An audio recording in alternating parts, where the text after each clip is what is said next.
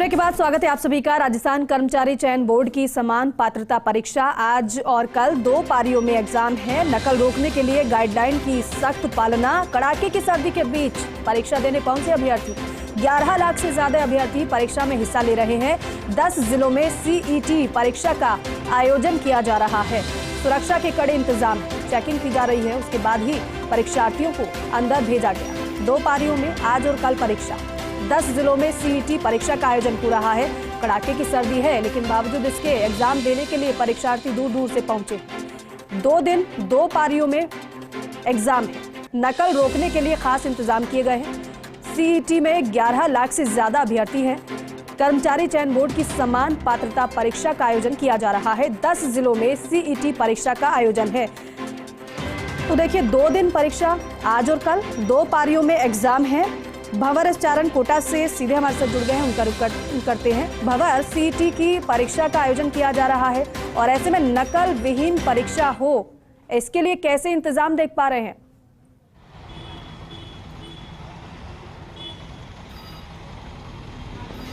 देखिए, जो सारे सेंटर्स हैं वो कड़े सुरक्षा घेरे में है और मैं आपको एक सेंटर की तस्वीर दिखाने की कोशिश करूं तो आप देखिए, जहां भी परीक्षा हो रही है सेंटर्स पर जो एंट्री गेट है उसके दोनों तरफ बड़े बड़े पोस्टर्स लगाए गए हैं, जिसमें खास तौर पर चेतावनी देते हुए और सारे जो नकल निरोधक उपाय हैं और साथ में किस तरह के एहतियात बरतने, किस तरह के सख्त एक्शन अब इस पूरे मामले में होते हैं, उनके आप देख रहे हैं कि पंपलेट चस्पा किए गए हैं। इसके अलावा कड़ी चेकिंग के बाद ही जो अभ्यर्थी हैं उनको अंदर एंट्री दी गई है और 1.5 घंटे पहले, पेपर 9 बजे शुरू होना था दीपिका, लेकिन 1.5 घंटे पहले अभ्यर्थियों को पहुंचने के लिए कहा गया। 1 घंटे पहले तो उनको हर हाल में पहुंचना था, लेकिन कोटा में जो 68 सेंटर्स का गठन किया गया है उनमें से कई सेंटर्स पर कई ऐसे परीक्षार्थी हैं जो कि मौसम की दिक्कतों के चलते, दूसरी परेशानियों के चलते समय पर नहीं पहुंच पाए और परीक्षा में शामिल होने से वंचित रह गए हैं। कुछ हंगामे के भी हालात बने, कुछ छोटी मोटी नारेबाजी का भी प्रयास अभ्यर्थियों की तरफ से किया गया, लेकिन फिलहाल पेपर पहली पारी का शुरू हो चुका है और इस वक्त चल रहा है। करीब करीब 3 घंटे का पहली पारी का पेपर है, 9 से 12 बजे का।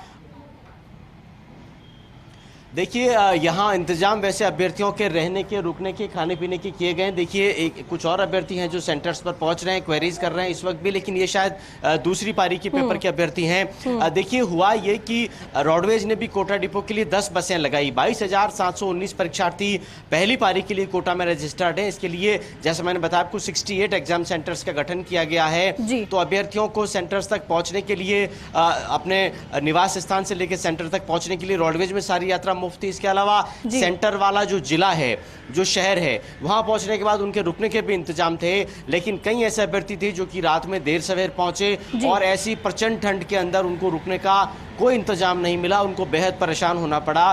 तो जाहिर तौर पर सवेरे सेंटर्स में पहुंचने पर भी उनको दिक्कत हुई और 1 घंटे पहले यानी 8 बजे तक हर हाल में अभ्यर्थियों को सेंटर के अंदर एंटर होना था। तो कई ऐसे अभ्यर्थी थे जो 8 बजे तक सेंटर्स पर नहीं पहुंच पाए और उनको काफी मिन्नतें करने के बाद भी 8 बजे के बाद सेंटर्स पर अलाउ नहीं किया गया, क्योंकि राजस्थान कर्मचारी चयन बोर्ड की तरफ से साफ निर्देश है कि नकल निरोधक उपायों के तहत उनको 1 घंटे पहले अभ्यर्थियों को अंदर एंट्री दे देनी होती है। तो परीक्षा भिक्षुकों ने, परीक्षा केंद्र प्रभारियों ने किसी तरह का कोई रिस्क लिया नहीं और ऐसे अभ्यर्थियों को अंदर अलाउ किया नहीं। तो ऐसे बहुत से अभ्यर्थी हैं जो परीक्षा देने से वंचित रहे हैं। लेकिन कोटा में मैं आपको बता दूं कि 2 दिनों में कुल मिलाकर के 4 पारियों में 1 लाख के करीब परीक्षार्थी इस परीक्षा में शामिल हो रहे हैं और पहली पारी का पेपर चल रहा है। इसके बीच ही दूसरी पारी का जो पेपर 2 बजे से 5:30 बजे तक के लिए होना है, उस पेपर के लिए परीक्षार्थी सेंटर्स पर पहुंचना। ठीक है, यहाँ पर तो देखिए परीक्षा चल रही है और अभी तक आपने बताया कि व्यवस्था के बारे में क्या अपडेट है, लेकिन फिलहाल जोधपुर में किस तरीके से परीक्षा चल रही है और क्या वहां पर इंतजाम है, राजीव बताने के लिए हमारे साथ जुड़े हैं।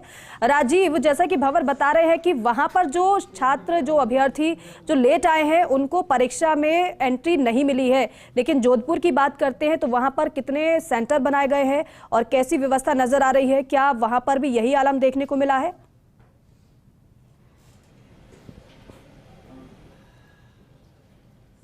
देखिए, 2 बातें हैं। पहली बात तो यह कि कड़ाके की ठंड, उसके बाद में 8 बजे तक हर हाल में परीक्षार्थी को परीक्षा सेंटर में पहुंचना था।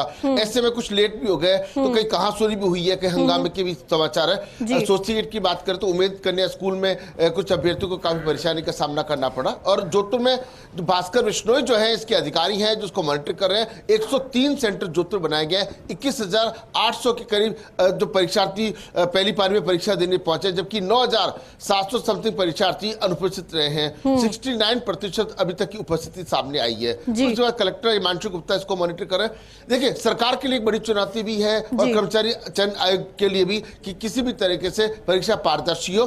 तो बकाया जो दस्ते हैं, वो प्रशासनिक दस्ते हैं, पुलिस की जो टीमें हैं, वो लगातार पड़ताल कर रही है कि परिंदा भी पर नहीं मार सके और पारदर्शिता के साथ इस परीक्षा का आयोजन हो। जोधपुर में तब सभी 103 सेंटर पर जो परीक्षा वीक्षक हैं और स्कूल प्रशासन के अधिकारी हैं और जो जिम्मेदार जिनको लगाया गया, वो पूरी तरह से मॉनिटरिंग कर रहे हैं कि परीक्षा अच्छे तरीके से संपन्न हो जाए। जी बिल्कुल, परीक्षा अच्छे तरीके से संपन्न हो जाए और बेहतर इंतजाम भी इसके लिए किए गए हैं और वो नजर भी आ रहा है। भंवर, ये वाकई में कड़ी सख्ती नजर आ रही है क्योंकि 1.5 घंटे पहले बुलाया गया। अमूमन आप सही कह रहे हैं कि 1 घंटे पहले छात्र अभ्यर्थियों को बुलाया जाता है चेकिंग के लिए, लेकिन यहाँ पर अगर 1.5 घंटे पहले बुलाया गया है तो वाकई में सख्ती बहुत ज्यादा है। अब जो छात्र, जो अभ्यर्थी हैं जो परीक्षा में शामिल नहीं हो पाए, फिर वो क्या कहते हुए नजर आए हैं? और दूसरी पारी की अगर बात की जाए तो फिर पहले से अभ्यर्थियों को फिर सतर्क हो जाना चाहिए कि आपको समय पर पहुंचना होगा, नहीं तो फिर आप परीक्षा में शामिल नहीं हो पाएंगे।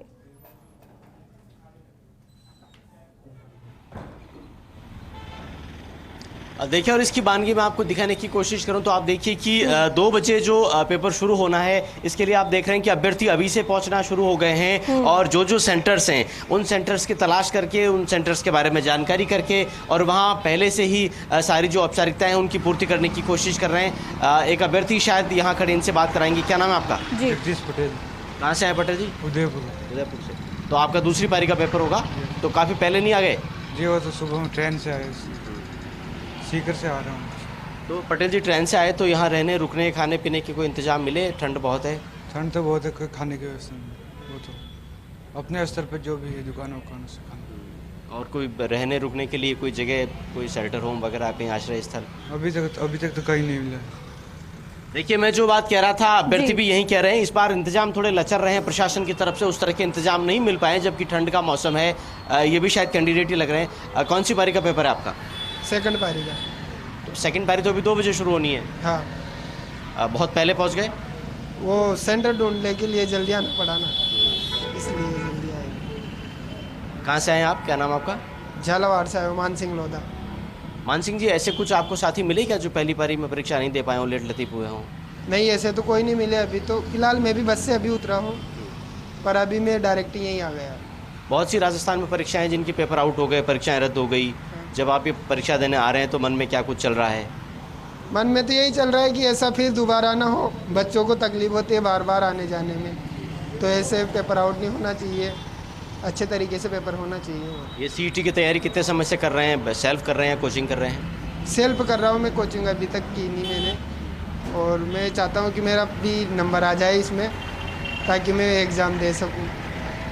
चलिए, तो देखिए, कैंडिडेट सेंटर्स पर पहुंचना शुरू हो गए हैं, तैयारी करके आए हैं, महीनों से, बरसों से इस एग्ज़ाम के लिए तैयारी कर रहे थे। और देखिए, नया साल शुरू हुआ ही है।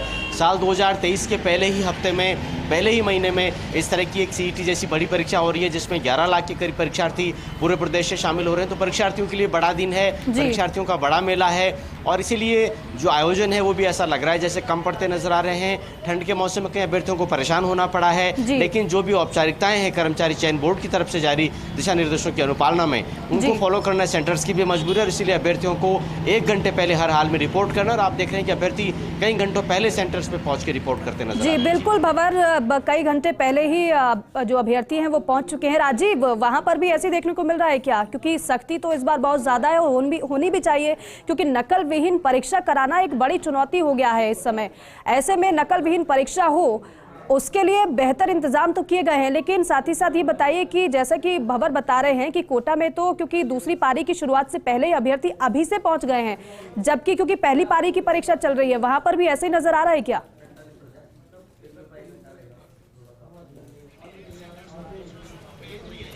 देखिए, 2 बातें, सख्ती और सर्दी दोनों ही है। सर्दी, कड़ाके की ठंड पड़ रही है, ऐसे में अभ्यर्थियों को आने में परेशानी हुई है। और सख्ती तो इसलिए जरूरी है कि जब पेपर लीक की बात सामने आती है, पेपर आउट होने की बात जब सामने आती है, परीक्षार्थियों को भय सताता है, लेकिन वो ये भी चाहते हैं कि किसी भी तरह से परीक्षा से वंचित नहीं रहे। इसीलिए समय से पहले पहुंचने की जो परंपरा है, ये पुरानी परंपरा है। लेकिन देखिए कि कोई भरतपुर से आ रहा है, कोई जयपुर से आ रहा है, कोई अलवर से आ रहा है, तो ऐसे में उनको स्थानीय स्तर पर सेंटर ढूंढने में परेशानी होती है, तो वो देखते हैं कि समय से पहले चले जाएं, क्योंकि जैसे आज भी 8 बजे के बाद में परीक्षार्थियों की एंट्री बंद कर दी गई। देखिए परीक्षा 9 बजे शुरू हुई है, तो उस 1 घंटे में अंदर की सारी व्यवस्थाएं ठीक करना, पारदर्शिता से रहना, तो कहीं ना कहीं क्योंकि पूरा चेकिंग करके किसी कोई ब्लूटूथ तो नहीं लेके जा रहा है, कोई मोबाइल तो नहीं लेके जा रहा है, कोई पर्ची तो नहीं लेके जा रहा है, तो इन तमाम व्यवस्थाओं को जांचने के लिए पारदर्शिता जरूरी। जोधपुर के जो 103 सेंटर है वहां पर जो अधिकारी है भास्कर बिश्नोई है, जिला कलेक्टर हिमांशु गुप्ता वो नजर रख रहे हैं, और पुलिस कमिश्नर रविदत्त गौड़ अपनी टीमों की माध्यम से वो भी नजर रख रहे हैं। जी राजीव, यही जिसकी आप बात कर रहे हैं कि ब्लूटूथ या फिर कोई अन्य सामान किसी अभ्यर्थी के पास ना हो, इसके लिए सघन चेकिंग की जा रही है।